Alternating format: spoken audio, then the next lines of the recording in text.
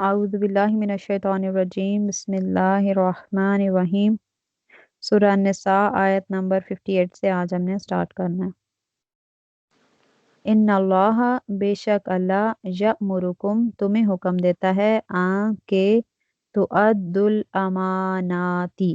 पहुंचा दो अमानतें इला तरफ अहलिहा अमानत वाले या उसके अहल की तरफ। वाइदा और जब हकम तुम फैसला करने लगो बैनन्नासी लोगों के दरमियान तो तहकुमू तुम फैसला करो बिल अदल इंसाफ से। इन्ना बेशक अल्लाह अल्लाह निअम्मा अच्छी याइदुकुम तुम्हें नसीहत करता है बिही इससे। बेशक अल्लाह तुम्हें अच्छी नसीहत करता है। इन्ना बेशक अल्लाह काना है समीअम सुनने वाला बसीरा देखने वाला। बेशक अल्लाह सुनने वाला और देखने वाला। अच्छा, पिछली आयत में अल्लाह सुब्हानहू व तआला ने जो है वो उनकी खयानत के बारे में जिक्र किया था अहले किताब की, कि उनके पास किताब में सारी आका करीम सल्लल्लाहु अलैहि वसल्लम की तमाम निशानियां मौजूद होती हैं, उसके बावजूद वो उसको छुपाते हैं और उसको लोगों तक नहीं पहुंचाते, उसमें खयानत करते हैं। लेकिन साथ ही फिर मुसलमानों को हुक्म हो रहा कि तुम लोगों ने ये काम नहीं करना, तुम लोगों ने अमानतदार बनना है और अमानतें अमानत वालों को पहुंचानी है। और जब लोगों के दरमियान फैसला करने लगो तो इंसाफ से फैसला करना है। यहाँ पे पहला पोर्शन आयत का अमानत से रिलेटेड है, दूसरे में फैसले का हुक्म है। तो पहले हम अमानत को देख लेते हैं कि अमानत होती क्या है और अमानत किस किस टाइप की होती है और कैसे कैसे उसको अदा करना होता है। जी, अमानत जो है किसी भी चीज को अपने मकाम पर पहुंचाना या रखना, उसको अमानत का कहा जाता है या दयानतदारी कहलाता है। यानी जिसके जिम्मे जो काम है उनको अल्लाह के बताए हुए तरीके के मुताबिक करना, ये अमानतदारी या दयानतदारी कहलाएगी। हम्म, इसमें हर टाइप की अमानत आ जाएगी, चाहे वो अकाइद में हो, अल्लाह सुब्हानहू व तआला की माम के साथ जो इंसान का ताल्लुक है उसमें हो, लोगों के साथ मामलात में हो, इबादत वगैरह में, वो सारी आ जाएंगी इसमें अमानतें। तो पहले नंबर पे हम देख लेते हैं कि अल्लाह के साथ मामला में अमानतदारी किस तरह से हो सकती है। यानी अल्लाह के साथ अमानतदारी का मामला यह है कि जो अहकाम अल्लाह सुब्हानहू व तआला ने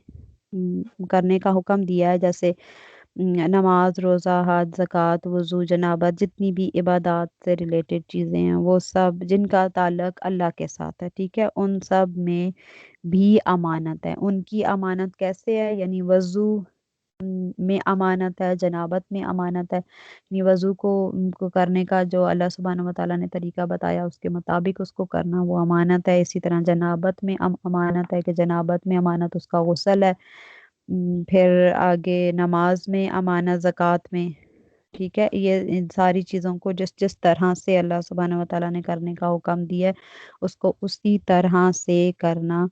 वो अमानतदारी कहलाता है। अगर उस तरह से नहीं किया जाएगा तो वो अमानत में खयानत हो जाएगी। हज़रत इब्ने उमर ने फरमाया कि अल्लाह ताला ने इंसान में शर्मगाह पैदा की और फरमाया कि मैं इस अमानत को तुम्हारे पास छुपा कर रख रहा हूँ, इसकी हिफाजत करना। हाँ, अगर इसका हक अदा करना हो तो ये बहुत वसी मामला है। ज़बान की अमानत ये है कि उसको झूठ, चुगली, गीबत, कुफर, बिदअत और बेहयाई की बातों में इस्तेमाल ना करे। आँख की अमानत यह है कि उससे हराम चीज़ की तरफ ना देखे। कान की अमानत यह है कि उससे मौसीकी, फाहिश बातें, झूठ और किसी की बदगोई ना सुने। ना दीन और खुदा और अल्लाह रसूलुल्लाह सल्लल्लाहु अलैहि वसल्लम के खिलाफ बातें सुने। हाथों की अमानत यह है कि उनसे चोरी, डाका, कत्ल, जुल्म और कोई नाजायज काम ना करे। मुंह में लुक्मा हराम ना डाले। और पैरों की अमानत यह है कि जहाँ जाने से अल्लाह सुब्हानहू व तआला ने मना किया वहाँ ना जाए और तमाम एजाज से वही काम ले जिन कामों के करने का अल्लाह सुब्हानहू व तआला ने हुक्म दिया। دوسرے نمبر پہ آ گئی اللہ کی مخلوق کے ساتھ معاملہ میں امانت داری۔ یہ معاملہ بہت وسیع ہے، یہ والا جو سیکنڈ والا پوائنٹ ہے نا، یہ بہت وسیع ہے۔ اس میں پہلی بات تو یہ آ جائے گی کہ کوئی بھی انسان اگر کسی دوسرے کے پاس جو ہے وہ کوئی چیز امانت کے طور پر رکھواتا ہے تو اس کو واپس کرنا۔ پھر اس کے بعد آگے جو ہے وہ کوئی اگر چیزیں سے بیچتا ہے، کسی کا بیچنے اور خریدنے کا بزنس ہے تو ناپ تول میں کمی نہ کرنا، لوگوں کے عیوب نہ بیان کرنا، اگر کوئی حاکم ہے تو اس کا عوام کے ساتھ اچھا عدل کرنا، اور علماء ہیں تو ان کا عوام کو بغیر کسی تعصب کے دینی مسائل جو ہیں وہ ٹھیک ٹھیک دینی مسائل بتانا اور صحیح ان کی رہنمائی کرنا، کوئی باتیں نہ چھپائیں، مطلب جو جیسے جو احکام اللہ نے دیے ہوئے ہیں بالکل اسی طرح سے لوگوں تک پہنچانا۔ اسی طرح بیوی جو ہے اس کے لیے ہے کہ وہ شوہر کی غیر موجودگی میں اس کی عزت اور اس کے مال کی حفاظت کرے۔ اگر تاجر ہیں تو وہ ذخیرہ اندوزی نہ کریں، بلیک مارکیٹ نہ کریں، نقلی دوائیں بنا کر لوگوں کی جانوں سے نہ کھیلیں، کھانے پینے کی اشیاء میں ملاوٹ نہ کریں، ٹیکس نہ بچائیں، سمگلنگ کر کے کسٹم ڈیوٹی نہ بچائیں، سودی کاروبار نہ کریں، مینس کہ ہر چیز میں آپ کہہ لیں کہ بے ایمانی کرنے کو خیانت کہا جاتا ہے۔ تو کوئی بھی اگر کوئی سرکاری افسر ہے، گورنمنٹ آفیسر ہے، تو وہ ان سے ناجائز مراعات نہ لیں، ان کے مطلب کام اگر کسی نے کانٹریکٹ سائن کیا ہے جتنے آورز کا، مثال کے طور پر 8 گھنٹے کا اس نے کانٹریکٹ سائن کیا تو وہ 8 گھنٹے ہی پوری ڈیوٹی کرے، یہ نہ ہو کہ صرف جائے اٹینڈنس لگا کے اور باقی ٹائم وہ اپنی فیملی یا فرینڈس یا ادھر ادھر اپنے پرسنل کاموں میں گزار دے اور وہاں سے تنخواہ پوری لے لے، یہ بھی خیانت ہوگا۔ پھر اسی طرح کالجز اسکولز وغیرہ میں جو پروفیسرز یا ٹیچرز ہوتے ہیں ان کو پڑھانے کے لیے زیادہ پے کیا جاتا ہے، تو وہ اس طرح سے نہ کریں کہ بچوں کو پڑھانے کی بجائے کلاس روم میں جائیں، بس گپ شپ لگائی یا اسٹاف روم میں بیٹھ کر تو گھر چلے جائیں اور ان کو بس نوٹس دے دیں کہ خود ہی پڑھ لیں، یہ سب کرنا بھی خیانت آئے گا۔ اور جو اچھی پوسٹ پہ ہوتے ہیں ان کا کسی ایسے بندے کو کوئی اپنی کوئی مطلب پوسٹ پہ یا کسی جاب پہ لگا دینا جو اس کا اہل ہی نہیں ہے، جو نہ اہل ہے، وہ بھی خیانت میں آئے گا۔ یا اس میں طرفداری کرنا کہ میرا اپنا رشتہ دار ہے تو یہ والی پوسٹ میں اس کو دے دیتا ہوں، اس طرح کے مینس کے ہر طرح کے کام، اور اسی طرح جو مضر صحت اشیاء ہوتی ہیں ان کو بنا کر سیل کرنا جو مطلب صحت کے لیے اچھی نہیں ہیں، جو ہمیں پتہ چل رہا ہے کہ یہ لوگ کھائیں گے تو اس سے بیمار ہوں گے، اس طرح کی ساری چیزیں جو ہیں وہ خیانت میں آئیں گی۔ تو یہ اللہ کی مخلوق کے ساتھ جو معاملہ ہے اس میں امانت داری کا خیال رکھنا یہ بہت وسیع معنوں میں آتا ہے۔ پھر دوسرے نمبر پر ہے کہ اپنے نفس کے ساتھ معاملہ میں امانت داری کرنا۔ انسان کا اپنے نفس کے ساتھ امانت داری کا تقاضا یہ ہے کہ وہ اپنے نفس کے لیے ہر اس چیز کو پسند کرے جو دین اور دنیا میں اس کے لیے فائدہ مند ہے، اور یہ نہ ہو کہ وہ غصہ اس کو آ رہا ہے یا غلبہ شہوت کی وجہ سے وہ کوئی ایسا کام نہ کرے، مطلب ایسا نہ کرے کہ وہ اس کو غصہ آیا ہوا ہے اور شہوت ہو رہی ہے اس کو، تو وہ اس میں کوئی ایسا کام کرے کہ جس سے دنیا میں بھی اس کی بے عزتی ہو جائے اور آخرت میں بھی عذاب کا مستحق ہو۔ پھر اسی طرح انسان کی صحت اور اس کی زندگی جو ہے وہ اللہ کی امانت ہے اس کے پاس، تو وہ اس کو ضائع نہ کرے، مضر سے چیزیں نہ کھائے جیسے نشہ وغیرہ کرنا یا اسموکنگ یا شراب تمباکو، یہ وہ اس طرح کی چیزیں کھا کر اپنے آپ کو بیمار نہ کرے، اور اپنی زندگی میں اور خودکشی وغیرہ کر کے اپنی زندگی کو ختم نہ کرے۔ اس طرح کے جتنے معاملات ہیں اس میں بھی جس طرح اللہ سبحانہ و تعالیٰ نے حکم دیا ہے بس اسی طرح رہیں، تو یہ امانت میں آئے گا۔ آپ سمجھ لیں کہ ہر کام میں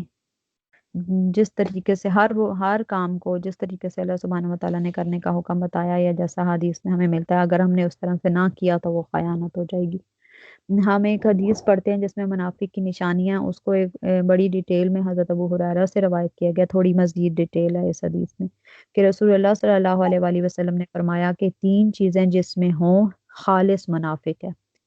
اگرچہ وہ روزہ رکھے اور نماز پڑھے اور گمان یہ کرے کہ وہ مسلمان ہے۔ ان الفاظ پہ ذرا غور کرنا کہ وہ روزے بھی رکھ رہا ہے، نماز بھی پڑھ رہا ہے اور اس کو یہ لگ رہا ہے کہ وہ مسلمان ہے، پھر بھی وہ منافق ہوگا اگر اس میں یہ خالص منافق ہے اگر اس میں یہ تین باتیں ہوں گی۔ جب بات کرے تو جھوٹ بولے، جب وعدہ کرے تو اس کی خلاف ورزی کرے، جب اس کے پاس امانت رکھی جائے تو اس میں خیانت کرے۔ اور اللہ ہمیں امانت دار لوگوں میں شامل فرمائے۔ اسی طرح تھا کہ آقا کریم صلی اللہ علیہ وآلہ وسلم نے فرمایا کہ جس شخص نے کسی آدمی کو کسی جماعت کا امیر بنایا، حالانکہ اس کی جماعت میں اس سے زیادہ اللہ تعالیٰ کا فرما بردار بندہ تھا، تو بنانے والے نے اللہ اور اس کے رسول اور جماعت مسلمین سے خیانت کی، یعنی کسی نااہل کو اس کا ایسا منصب دے دینا جس کا وہ اہل نہیں ہے، اس سے زیادہ اہل لوگ موجود ہیں لیکن اس کو دے دینا، وہ خیانت ہو جائے گا۔ پھر ایک اور ہے کہ ہم لوگ جیسے سمجھتے ہیں کہ کسی جگہ کسی کے گھر گئے یا کسی محفل میں عورتیں اکٹھی ہوئی اور عورتیں مرد جو بھی مطلب اکٹھے ہوتے ہیں اور وہاں پہ جو بھی باتیں ڈسکشن ہوتی ہے وہ آگے لوگوں تک پھیلاتے ہیں، وہ بھی خیانت ہو جاتی ہے۔ آقا کریم صلی اللہ علیہ وآلہ وسلم نے فرمایا کہ مجالس کی گفتگو امانت ہوتی ہے، ٹھیک ہے، یعنی یہ آگے نہیں بتانی چاہیے سوائے اس کے کہ کسی کا ناجائز خون بہانا ہو یا کسی کی آبرو ریزی کرنی ہو یا کسی کا مال ناحق طریقے سے حاصل کرنا ہو۔ اگر ایسی بات ہو تو پھر آپ اس کو اس بات سے لوگوں کو مطلع کر سکتے ہیں، یعنی وہ بات لوگوں کو بتا سکتے ہیں۔ ادروائز جو بھی مجالس میں گفتگو ہی ہو اس کو آگے پھیلانا وہ امانت میں خیانت کرنا ہوگا۔ اور آقا کریم صلی اللہ علیہ وآلہ وسلم کا فرمان ہے کہ جب امانت ضائع کر دی جائے تو قیامت کا انتظار کرو۔ سائل نے پوچھا کہ امانت کیسے ضائع ہوگی؟ تو آپ صلی اللہ علیہ وآلہ وسلم نے فرمایا جب کوئی منصب کسی نااہل کے سپرد کر دیا جائے تو قیامت کا انتظار کرو۔ اللہ، ایک اور حدیث ہے کہ اس امت میں سے جو چیزیں سب سے پہلے اٹھائی جائیں گی وہ حیا اور امانت ہیں، سو تم اللہ عز و جل سے ان کا سوال کرو۔ حضرت عمر بن خطاب جو ہیں وہ فرماتے ہیں کہ کسی شخص کی نماز اور روزے سے تم دھوکے میں نہ آنا، جو چاہے نماز پڑھے اور جو چاہے روزے رکھے، لیکن جو امانت دار نہیں وہ دیندار نہیں۔ اسی طرح ایک اور حدیث ہے کہ لا ایمان لمن لا امانت لہو، جو امانت دار نہیں وہ دیندار نہیں، جس میں امانت نہیں ہے وہ اس کا کوئی دین نہیں ہے۔ اس آیت کے اگلے پورشن میں ذکر ہو رہا ہے کہ تم لوگوں کے درمیان فیصلہ کرنے لگو تو انصاف سے فیصلہ کرو۔ اس کے بارے میں آقا کریم صلی اللہ علیہ وآلہ وسلم کی مختلف احادیث ملتی ہیں جن میں یہ 4 پوائنٹس آتے ہیں، ذکر ہوتے ہیں کہ جب بھی کوئی بندہ فیصلہ کرنا لگے، چاہے وہ قاضی ہو یعنی کورٹ جج ہو وہ فیصلہ کرنے لگے، یا کوئی مفتی فتویٰ دینے لگے، یا عام انسان ہو جو لوگوں کے درمیان جھگڑے وغیرہ کا فیصلہ کرنے لگے، تو وہ ان چیزوں کا خیال رکھے کہ ایک تو یہ کہ غصے کی حالت میں فیصلہ نہ کرے، جیسے حدیث ہے کہ کوئی شخص غصہ کی حالت میں 2 آدمیوں کے درمیان فیصلہ نہ کرے۔ دوسرا پوائنٹ ہے کہ دونوں لوگوں کا موقف سن کر فیصلہ کرو۔ مولا کائنات بیان کرتے ہیں کہ مجھ سے رسول اللہ صلی اللہ علیہ وسلم نے فرمایا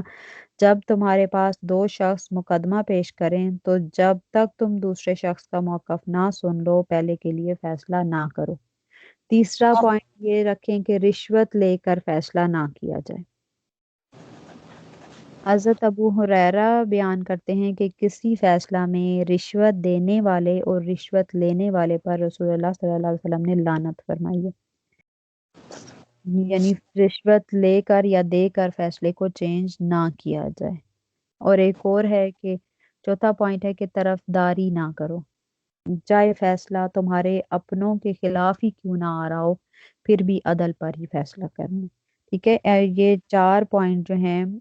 جو بھی بندہ فیصلہ کرنے لگے وہ ان 4 پوائنٹس کا خیال رکھے کہ غصہ، ایک تو یہ کہ وہ غصے کی حالت میں نہ ہو، دوسرا یہ کہ جب تک وہ دونوں لوگوں کا موقف نہ سن لے اس وقت تک کوئی رائے قائم نہ کرے، کوئی ڈیسیژن نہ لے۔ تیسرا یہ کہ رشوت لے کر یا پیسے لے کر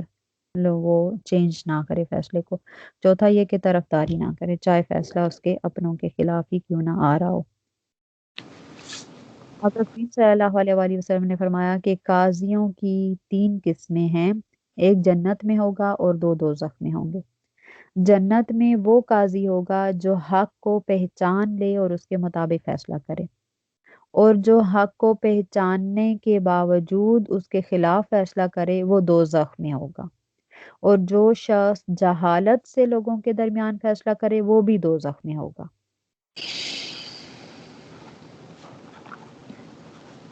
معاملات کو ٹھیک کرنے کی توفیق فرمائے، آمین۔ دونوں باتوں کا ذکر کر کے اللہ سبحانہ و تعالیٰ فرما رہے ہیں کہ اللہ تمہیں بہت اچھی نصیحت کرتا ہے، بے شک اللہ سننے والا اور دیکھنے والا۔ یعنی یہ نصیحتیں ہیں کہ اللہ کی طرف سے کیا تم امانتیں ان کے مطلب امانت دار بنو، اور جب فیصلہ کرو تو عدل کے ساتھ کرو، عادل بنو۔ اب کیا ہے کہ یا ایھا الذین، اے لوگو، آمنو، جو ایمان لائے، اطیعوا اللہ، اطاعت کرو اللہ کی، واطیعوا الرسول، اور رسول کی اطاعت کرو، واولی الامر، اور صاحب حکومت کی، منکم، تم میں سے، جو لوگ صاحب حکومت ہو۔ اے ایمان والو، اطاعت کرو اللہ کی اور اطاعت کرو رسول کی اور ان کی جو تم میں سے صاحب حکومت ہو۔ پھر اگر تنازعتم، تم میں تنازع ہو جائے یا تم جھگڑ پڑو، فی شیئن، کسی بات میں، فردوہ، تو اس کو رجوع کرو، اللہ، اللہ کی طرف، والرسول، اور رسول کی طرف، ان کنتم، اگر تم ہو، تؤمنون، ایمان لاتے، باللہ، اللہ پر، والیوم الآخر، اور روز آخرت پر۔ پھر اگر جھگڑ پڑو کسی بات میں تو اس کو اللہ اور رسول صلی اللہ علیہ وآلہ وسلم کی طرف رجوع کرو، اگر تم ایمان رکھتے ہو اللہ پر اور یوم آخرت پر۔ ذالک خیر، یہ بہتر ہے، واحسن، اور بہت اچھا ہے، تأویلا، انجام۔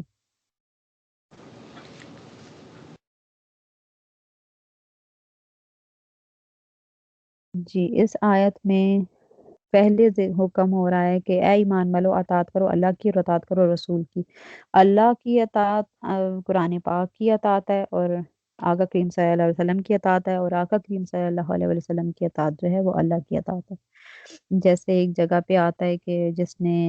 اللہ کی اطاعت کی اس نے آقا کریم صلی اللہ علیہ وسلم کی اطاعت کی، اور اسی طرح ہے کہ جس نے رسول کی اطاعت کی اس نے اللہ کی اطاعت کی۔ تو اللہ اور رسول کی اطاعت کیا ہے؟ قرآن و حدیث، یہی آقا کریم صلی اللہ علیہ وسلم کی سنت اور قرآن پاک کی، اللہ کی اور رسول کی اطاعت ہے۔ اور تیسرے نمبر پہ جن کا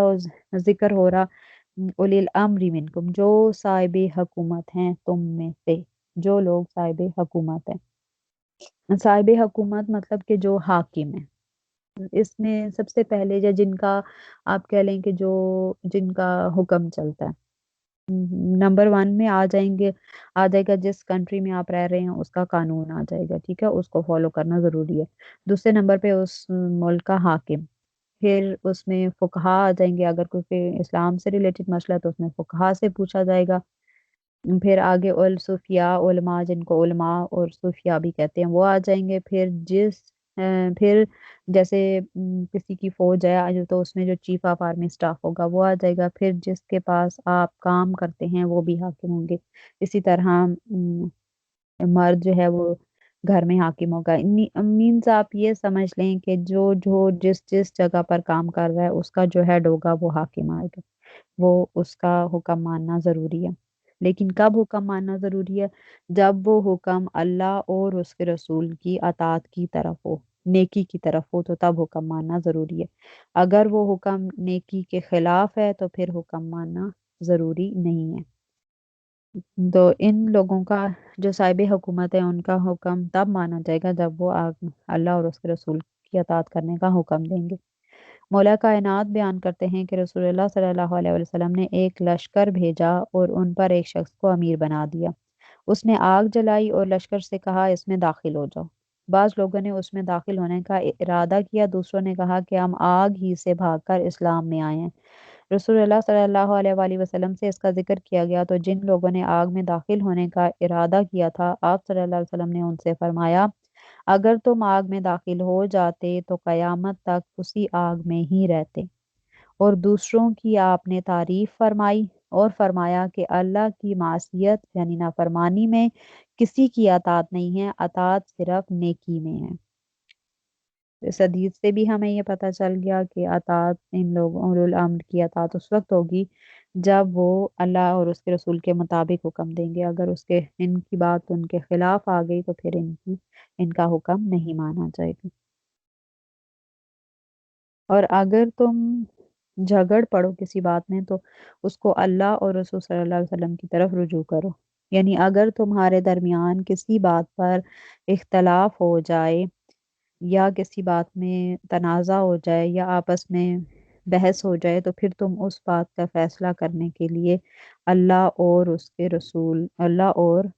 صلی اللہ علیہ وآلہ وسلم کی طرف رجوع کرو، یعنی کتاب کی طرف رجوع کرو، اور پھر اگر اس میں سے فیصلہ نہ ملے تو پھر آپ اکرم صلی اللہ علیہ وآلہ وسلم کی سنت سے دیکھ لو۔ ٹھیک ہے، یہ صحابہ کرام کو حکم دیا جا رہا ہے، کیونکہ ابھی تو ظاہر ہے اگر کسی بات کا فیصلہ کرنا ہوگا تو ہم کتاب اللہ کو دیکھیں گے، یعنی قرآن پاک کو دیکھیں گے، پھر آقا صلی اللہ علیہ وسلم کو دیکھیں گے، پھر صحابہ کرام کو دیکھیں گے، پھر تابعین کو دیکھیں گے، اس کے مطلب کافی سارے سٹیپس کے بعد پھر کوئی اپنی طرف سے حکم دے سکتا ہے، لیکن یہ جہاں پہ جو بات ہو رہی ہے کہ اللہ اور اس کے رسول کی طرف رجوع کرو۔ حضرت معاذ رضی اللہ تعالیٰ عنہ بیان کرتے ہیں کہ رسول اللہ صلی اللہ علیہ وسلم نے حضرت معاذ کو یمن کی طرف بھیجا۔ آپ نے پوچھا تم کیسے فیصلہ کرو گے؟ تو انہوں نے کہا کہ میں کتاب اللہ کے مطابق فیصلہ کروں گا۔ آپ صلی اللہ علیہ وسلم نے فرمایا کہ اگر کتاب اللہ میں مکتوبہ حکم نہ ہو،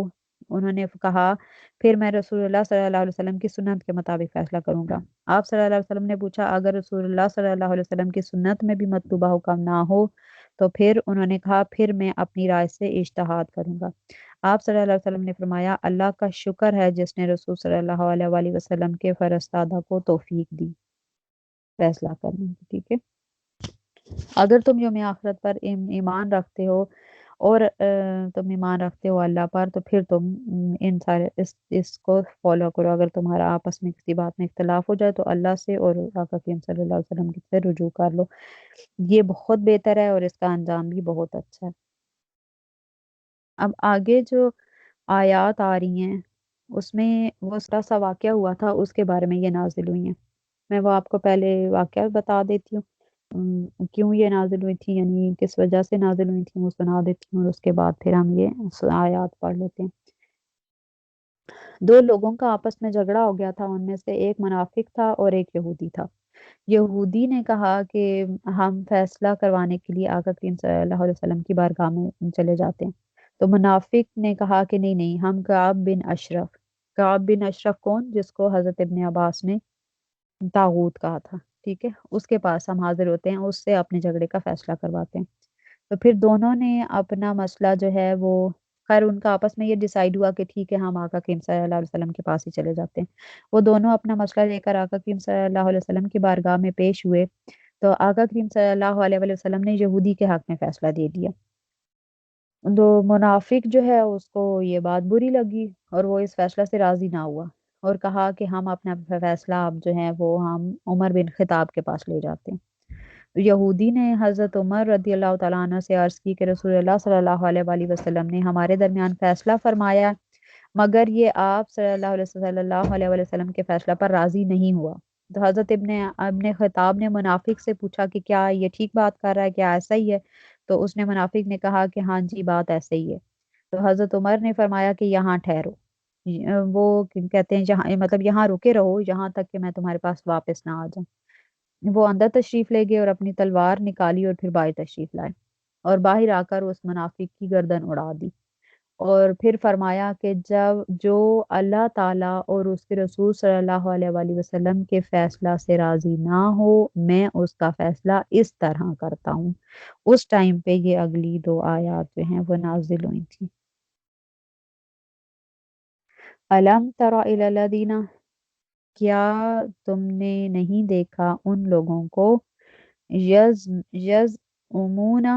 دعویٰ کرتے ہیں انہم کہ وہ آمنو ایمان لائے بما اس پر انزلہ جو نازل کیا گیا الیکا آپ کی طرف وما اور جو انزلہ نازل کیا گیا من قبلک آپ سے پہلے یریدونا وہ چاہتے ہیں ان یتحاکموا کہ مقدمہ لے جائیں الی الطاغوتی طاغوت کی طرف وقد حالانکہ امرو انہیں حکم ہو چکا ان یکفروا کہ وہ نہ مانے بھی اس کو وَيُرِيدُ الشَّيْطَانُ اور چاہتا ہے شیطان ان یضلہم کہ انہیں بہکا دے ضلالًا گمراہی میں بعیدہ دور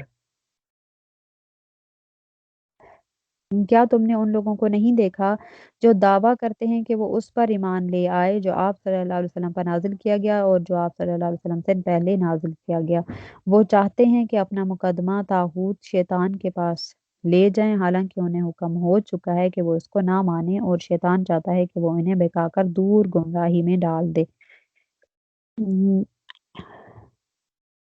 یہ جو میں نے ابھی واقعہ بتایا کہ وہ دونوں جو ہیں وہ جس میں سے ایک منافق تھا یہ اس کے بارے میں آیت ان دونوں کے بارے میں آیت نازل ہوئی ہے کہ منافق جو ہیں وہ اوپر سے تو کہتے تھے وہ دعوے تو بہت کرتے تھے کہ ہم اس پر ایمان لائے جو آپ صلی اللہ علیہ وسلم پر نازل کیا گیا اور اس پر بھی جو آپ سے پہلے نازل کیا گیا لیکن اصل میں وہ ایمان نہیں لاتے اصل میں وہ فیصلہ کس سے کروانا چاہ رہے تھے طاغوت سے طاغوت کس کو کہا گیا کعب بن اشرف کو جو یہودی عالم اور سردار تھا اس سے اس کے پاس فیصلہ کروائیں اور کیونکہ آقا کریم صلی اللہ علیہ وآلہ وسلم نے حق کے مطابق فیصلہ کرنا تھا اور طاغوت جو تھا وہ رشوت وغیرہ لے کر پیسے شیسے لے کر وہ لوگ بدل دیا کرتے تھے فیصلے جو زیادہ ان کو پیسے دے دے اس کے حق میں فیصلہ کر دیا تو وہ منافق جو ہے وہ یہی چاہتا تھا کہ طاغوت سے فیصلہ کروایا جائے اس پر یہ آیت نازل ہوئی تھی اور انہیں آقا کریم صلی اللہ علیہ وسلم کو آگاہ کیا گیا کہ یہ منہ سے صرف کہتے ہیں کہ آپ پر ایمان لائے اصل میں یہ آپ پر ایمان نہیں لائے اور یہ اگر ایمان لائے ہوتے تو فیصلہ آپ سے کرواتے آگے وَإِذَا قِيلَ اور جب کہا جاتا ہے لہم ان سے تعالوا آؤ الی طرف ما انزل اللہ جو نازل کیا اللہ نے وَإِلَى الرَّسُولِ اور رسول کی طرف رأیتا آپ دیکھیں گے المنافقین منافقوں کو یسدون ہٹتے ہیں عن کا آپ سے صدودا دور یا رک کر پیچھے ہٹتے ہیں اور جب انہیں کہا جاتا ہے کہ جو اللہ نے نازل کیا اس کی طرف آؤ اور رسول صلی اللہ علیہ وسلم کی طرف تو آپ صلی اللہ علیہ وسلم منافقوں کو دیکھیں گے کہ وہ رک کر آپ سے ہٹتے ہیں یعنی ان سے جب جب انہیں کہا جاتا ہے کہ آقا کریم اپنا جو بھی تمہارا جھگڑا وغیرہ ہے اس کا فیصلہ کروانے کے لیے آقا کریم صلی اللہ علیہ وآلہ وسلم کے پاس آؤ تو وہ اس کا فیصلہ جو ہے وہ آقا کریم صلی اللہ علیہ وسلم سے کروانے کی بجائے دوسری طرف بھاگتے ہیں اور کہتے ہیں کہ ہم اس کو کوئی پیسے پوسے دے کر تو اپنے مطابق فیصلہ کروا لیں آگے فکیفا پھر کیسی اذا اصابتہم جب انہیں پہنچے مصیبتن کوئی مصیبت بما اس کے سبب جو قدمت آگے بھیجا ایدیہم ان کے ہاتھ نے ثم پھر جاؤکا وہ آئیں آپ کے پاس یحلفون قسم کھاتے ہوئے باللہ اللہ کی ان کے اردنا ہم نے چاہا الا سوائے احسانہ بھلائی کے وتوفیقہ اور موافقت کے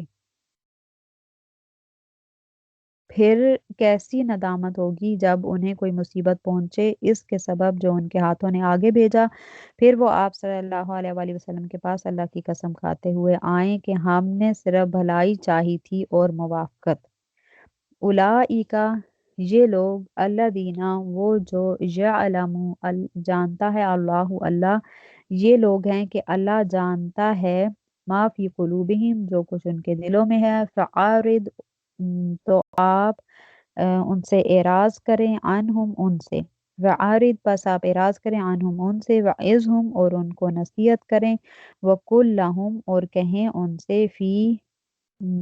انفسہم ان کے حق میں قولاً